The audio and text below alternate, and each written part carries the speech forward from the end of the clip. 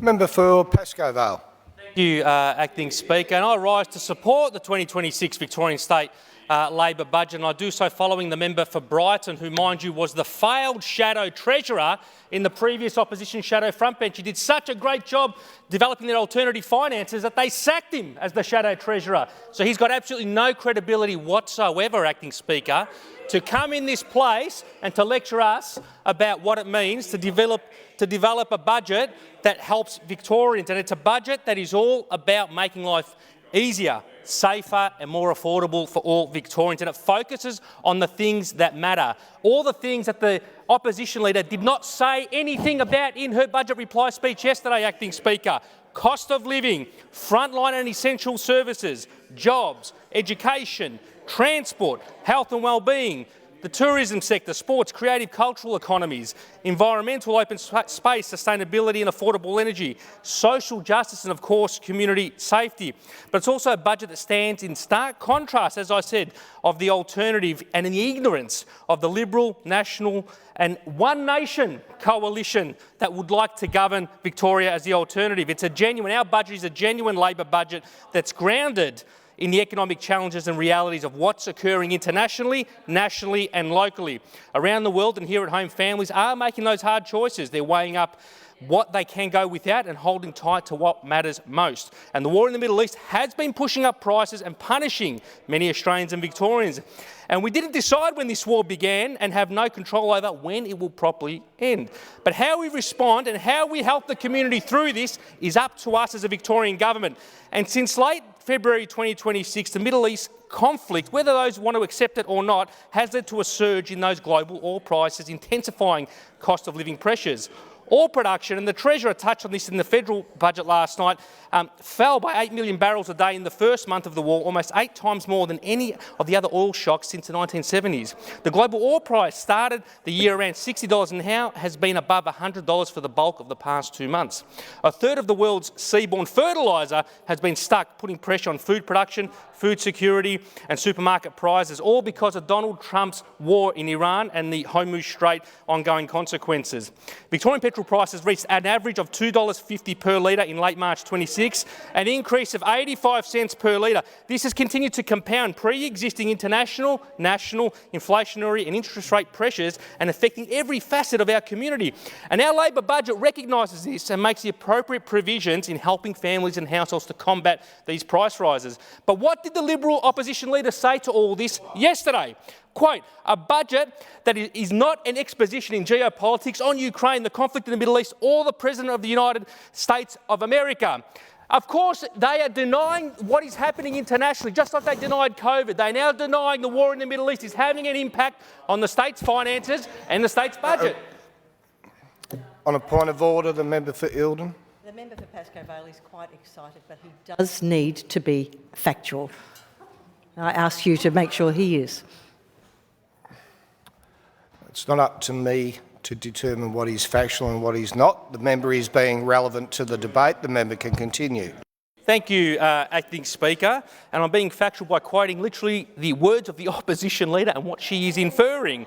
And we know they want to deny that this is a war that was started by Donald Trump because they have to pander to that right-wing extremist group of One Nation that they are increasingly threatened about. We saw what happened in Farah, we saw the major swing that happened in the PN, and we know the Liberals and the Nationals are shaking in their boots. Member for Eildon will come to order. Speaker, so they are denying. Member for Eildon.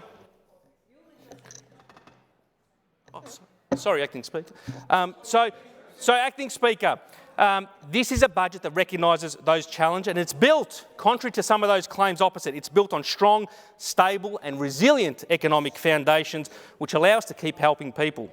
And our budget confirms a surplus of more than $727 million in 25-26, $1 billion in 26-27, $1.9 billion in 28-29 and $2 billion by 29-30 over the forward estimates. It's a $1.7 billion average surplus over the forward estimates. And I draw that in contrast to what is, we are the first state on the eastern seaboard to arrive at a surplus. That is a fact, whether the Liberals like that or not. And look at what's happening in New South Wales, for example. They're handing down a deficit of $3.4 billion.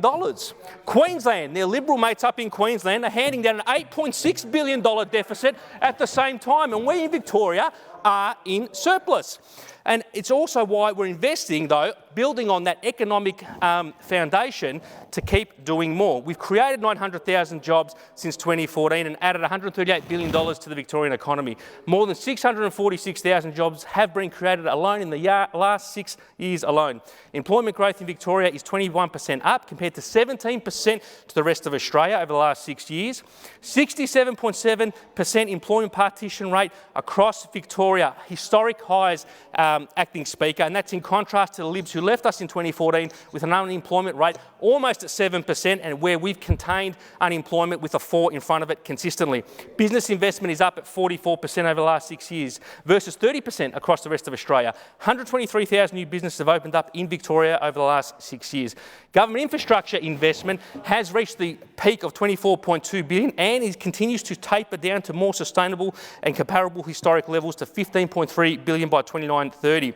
Net debt to GSP as well is reducing from 24.7% in 25-26 down to 24.4% over the end of the forward estimates. And this is all consistent. We have been saying this all along, Acting Speaker, with our fiscal strategy, which step 1 was to create jobs, keep unemployment down. Step 2 was to return to an operating cash surplus. Step 3 was to return to an operating surpluses. Step 4 then goes on to look at stabilising that net debt levels as a proportion of GST. And step 5 is about reducing net debt as a proportion of GSP overall.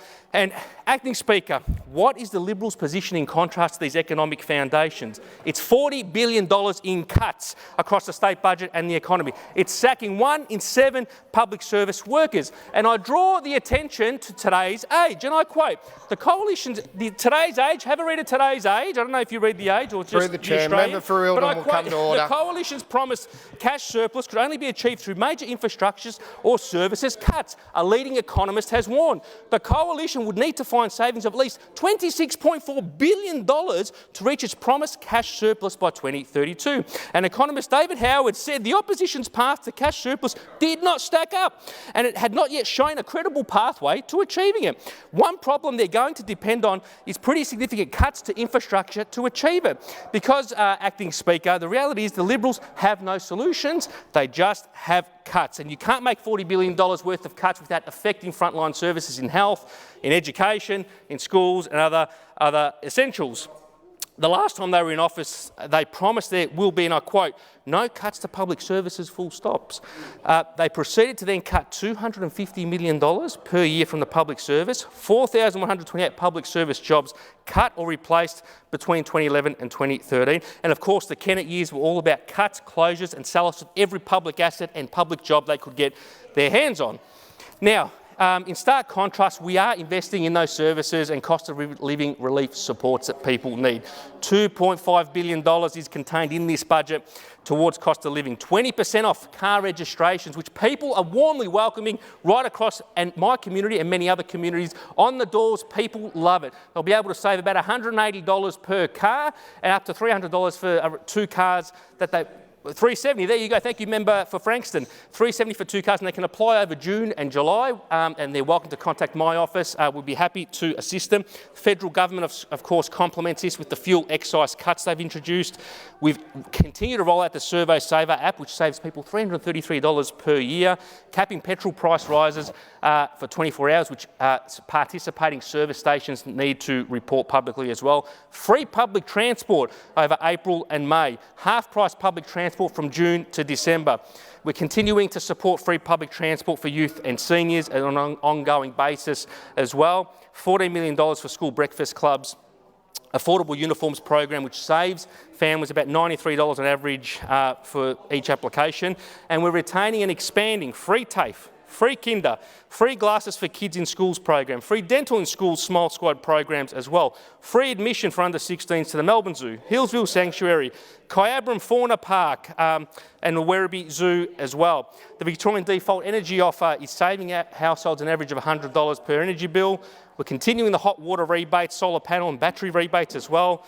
The Victorian Energy Compare website helps people change electricity providers and save, and of course the council rate cap. But when it comes to jobs, as I said, this budget is about growing the number of jobs in the community. 900,000 since 2014, 600,000 jobs created since 2020, and it's all about investing in those frontline services of education, health, more nurses, doctors, police, paramedics, emergency services workers, social workers, child protection workers, and much more. We're also looking to protect and solidify the right for people to work from home 2 days a week, which will be progressing later on this year. The Central Coburg Activity Centre is all about homes, but it's also about jobs too, skills, cultural and community outcomes. And to that degree, along with the Activity Centre plan that we finalised, we're investing $153,000 towards revitalising the Victoria Street Mall in the heart of Coburg. But the biggest headline announcement for my local community out of the budget is $6.18 million towards delivering the Marybeck Primary School Concept Master Plan. It will be going towards realising that plan, which includes building a new covered outdoor learning area and outdoor learning spaces, and commendations to Maria Giordano, the Principal, Alan Coates, School Council President, Joseph Hesse, Assistant Principal, Belinda Slomo, Business Manager, the whole school community who campaigned so strongly for that, over 1,000 signatures on their parliamentary petition that I tabled last sitting week, and this budget contains $143,000 over 27-28 to help kickstart that progress and that work, and $6.036 million over the remainder of the forward estimates to deliver the project. We're supporting all of our local high schools as well through the Marybeck North Education Plan, funding to deliver and complete the Coburg High Technology Hub, $17.8 million, which we're hoping to complete by the end of this year. Progressing the Bashahuli and Aspire Sports Academy in Coburg. $1 million in commendations to the member for Broadmeadows for Glenroy Secondary College towards detailed design and the essential preparatory work for the new STEAM Centre at Glenroy Centre of Excellence. John Falconer College, $154,000 for place-based education programs and new science visual arts building, which also we're looking to finish in the near future. $2 billion towards disability inclusion funding. We're continuing, of course, as I said, free kinder and building that new kinder in Coburg North at the old Coburg Special School site. Free TAFE will continue as well. But what is the Liberals' alternative to this in education? No mention about 100 more new schools in the opposition leader's speech yesterday. Nothing about free kinder, nothing about Marybeck primary upgrades, nothing about free TAFE. They closed 12 schools in the community of Marybeck when the Kennett government was last in office. They will do the same across the state again if they got back in. On transport, Metro Tunnel, Westgate Tunnel, North East Link, Melbourne Airport Rail Link. These are all projects delivered by this Labor government, and which this budget continues to make provision for progressing. $675 million to fund 25 new Extrapolis 2.0 trains, which will be rolling out across the Upfield and the Craigieburn and the Frankston line as a matter of urgency and priority in the near future as well. $3.6 million towards finalising the Northern Rail program business case, towards planning that necessary work we need to improve the services, particularly along the Upfield line, but also Craigieburn and Seymour lines through Wallen as well. Brunswick level crossings removal, we've committed to removing a further 8 by 2030 at Albion Street, Hope Street, Victoria Street, Albert Street, Dawson Street, Union Street, Brunswick Road in Brunswick and Park Street in Parkville as well. That work will continue. That's on top of the 4 we've removed already through Coburg. Upfield services have continued to improve as well. The 20-minute services on weekends have rolled out. 20 more minutes on weeknights will be rolled out from later this year as well. Funding towards improving local tram services, the Brunswick Tram Depot. Accessible tram stop planning funding along Sydney Road, which is long overdue, and I look forward to progressing. And delivering new G-Class trams along Route 58 on Melville Road as well.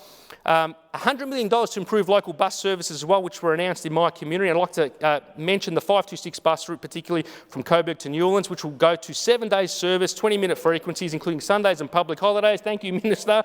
And the petition of almost 700 locals, Kate Hall, Maggie Cowling, Eyring, William, Joe and Lee, the school crossing supervisor from Coburg Primary, who so passionately advocated for that outcome, but also upgrades to the 561 bus route, 542 bus route, 503 bus route and 508 bus route as well. $1 billion for road repairs and road safety measures as well. In health, we're investing $32 billion across our entire health system to continue improving services and outcomes. Funding for local sport as well. And I want to particularly acknowledge the Brunswick Hockey Club, $468,000 to build that long overdue pitch at McDonald Reserve on Bell Street, 40 teams, 560 players, a huge rise in women and girls, and the member at the table will be very interested in this, I know for sure. It's a brand new full-size environmentally friendly hockey pitch, PFAS-free to prevent environmental contamination, and 350 lux LED hockey lights as well, new hockey goals, coaches boxes, spectator shelters and fencing as well. And the project will also benefit Coburg High, Brunswick Venus Soccer Club, and an additional 150 lux lights will be accompanying the project as well. Commendations to Sheena Watt, the member for Northern Metro, Gabe Steger, the Brunswick Labor candidate for Brunswick, Councillor Helen Politis, all of the Merribeck Council, Graham Kennedy, the president of the club, Dean Parch, the club advocate, and all the club families and members. This is a budget also about the environment, of course. It's about social justice, about community safety, but importantly, cost of living.